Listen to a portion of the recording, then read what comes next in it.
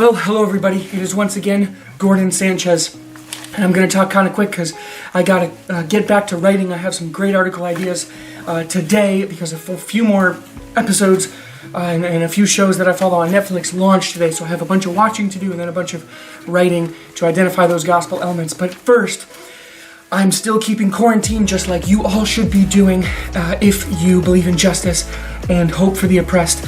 Over the last 2 weeks, I've been out most every day protesting, trying to bring white supremacy to an end the best that we can. But other than that, I have been keeping quarantine completely, and you should be as well.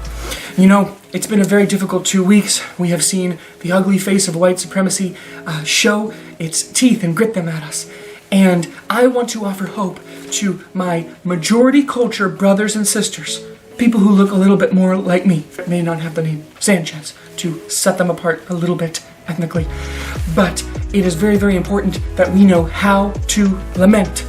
And so I'm going to give you some very specific, some very practical ways that you can lament with your minority brothers and sisters.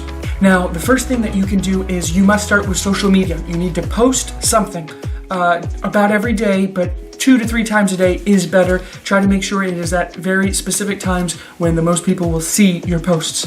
But this is a way to show your lament.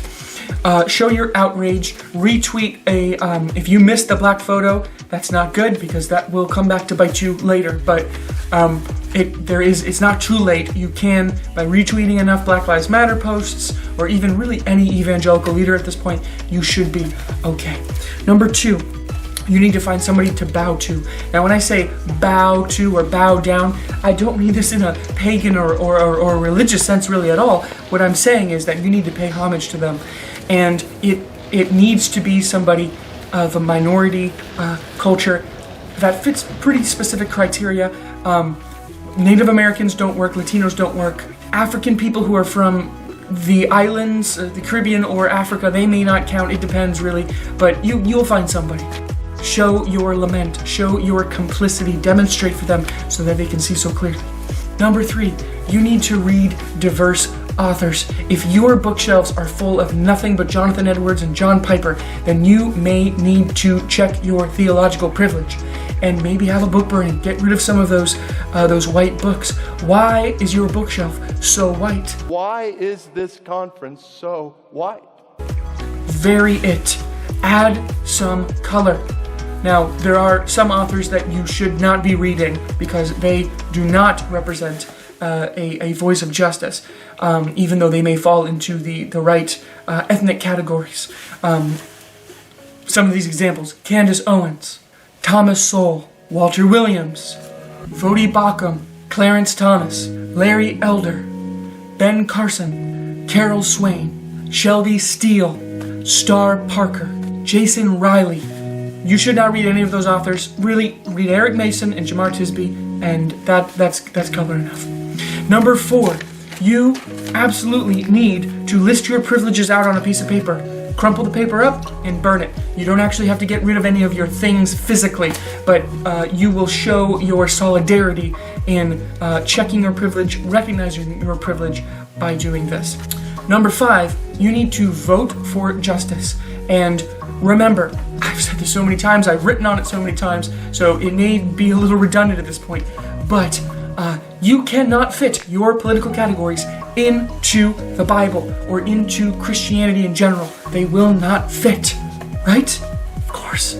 So you need to vote for the Democrats because we know that the Republicans don't line up at all anywhere. So at least the Democrats, some of their policies, most of their policies, we can find a way to justify. So vote for Democrats. You'll be good. Number 7, you need to get Black Lives Matter notifications on your phone so that you can retweet throughout the day. This goes back to the first in this list, but it's definitely an important part. Number 8, you need to destroy all monuments in your house. Look around. If you see idols, if you see monuments, then get rid of them. Burn them, tear them down.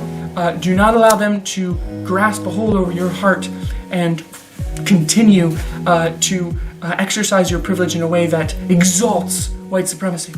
Number 9, you need to read Amos chapter 5. Try for 5 times a day. In the morning, at your coffee break, at lunch, in the afternoon, at dinner, and maybe one more time before you go to bed. That's 5 times.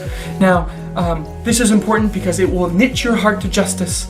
Knit your heart. And that is so very important. And it is the expression of lament, I think. It's been a while since I read it, but I heard a really good sermon on it at the T4G a few years ago.